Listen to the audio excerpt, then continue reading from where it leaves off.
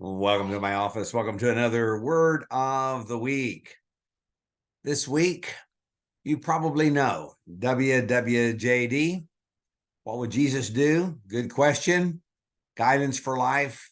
Charles Sheldon's little book, In His Steps, is an excellent tool for exploring the applications of the question, even though it may be a little dated. What would Jesus do? But I have another word.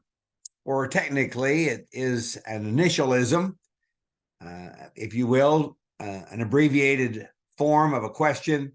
What would Jesus say? What would happen if Christians were firmly committed to speaking to others like Jesus would? Bible stories immediately come to my mind. A Samaritan woman having had 5 husbands and now with a man not her husband, an adulterous woman, a Pharisee with honest questions, sisters mourning the loss of their brother, a rich young man too much dependent on his wealth. What would we say? Would we feel compelled to address immorality, misunderstanding, lack of faith, misplaced priorities? Would we immediately go into criticizing mode? Could we, as Jesus, extend compassion, understanding, tenderness, help, comfort, even forgiveness? Christians are influenced by the surrounding culture. Often we are influenced by the culture more than we are influencing the culture. And one of the examples of that is the way we talk. What would Jesus say? WWJS. Our word, if you will, initialism, 4 letters, this week, our study. Those concepts that help us through this life and point us to the life to come. Ours is an age of strongly expressed opinions. People talk loudly.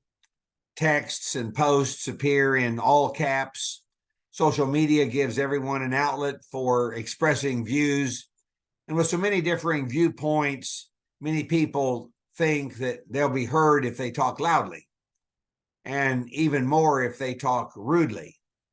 Brothers and sisters, having a strong opinion about a matter does not give us the right to be loud, and we should never speak rudely. Jesus spoke kindly, tenderly, gently, even to sinners. Jesus spoke boldly to Jewish leaders. Debate should lead to truth, not attempt to obscure it. We should be passionate about truth, and the truth does not need defending. It certainly is not advanced by ugly, critical words. In our culture today, it is too common that speech demeans others, questions their character or their intelligence. Falsehoods are spread easily. Unsubstantiated rumors smear reputations. And again, the question, what would Jesus say? I'm not surprised when our culture speaks loudly, rudely, falsely. People are known by their fruits and also by their words. Words come from the overflow of the heart, according to Jesus, Matthew 12:34. When Christians have transformed hearts, their speech reflects a higher standard. We do not always get it right, but we are seeking to answer the question, what would Jesus say? And also, how would he say it? We do not resort to speech, words, communication, writings that criticize, demean, belittle, and hold grudges. How sad when those who claim to be Christians speak like the world speaks. We are sincerely seeking to speak like Jesus speaks. That leads us to compassion and understanding, help, comfort, and yes, forgiveness. A high standard? Yes. But consider the words of Jesus on the cross. Forgiveness, compassion extended to a thief, kindness, grace. Consider the apostles in the early chapters of Acts, especially chapter 5, verse 41, rejoicing that they were counted worthy to suffer dishonor for his name. Consider Paul and Silas imprisoned in Philippi, singing and praying to God, and then tenderly speaking gospel words of life to the jailer.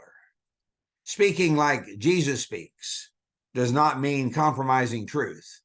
Speaking like Jesus would speak means living out the presence of the one who is the truth in our lives and also in our words.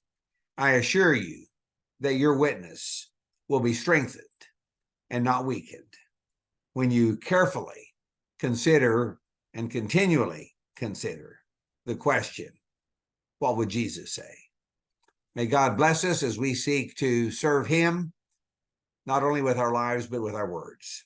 Remember that I love you, God loves you. That's the way it's going to be.